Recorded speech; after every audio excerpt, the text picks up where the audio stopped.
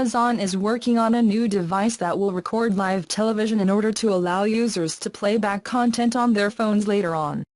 The device, which is internally called Frank, would have physical storage and connect to Fire TV boxes. It would be based on the same wireless technology that allows Amazon's Echo speakers to synchronize with those boxes.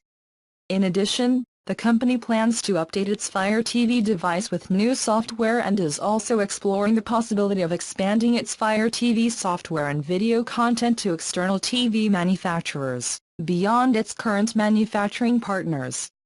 This would be similar to the efforts of Roku that have their interface used in televisions of multiple manufacturers. In general, it seems that Amazon is brainstorming about how it can fully own the living room space and compete even more directly with Tivo and Roku. It also targets content creators, such as Netflix and HBO, with exclusive shows and movies. All your devices aim to create a complete configuration for the users, from the TV itself to the DVR and the content.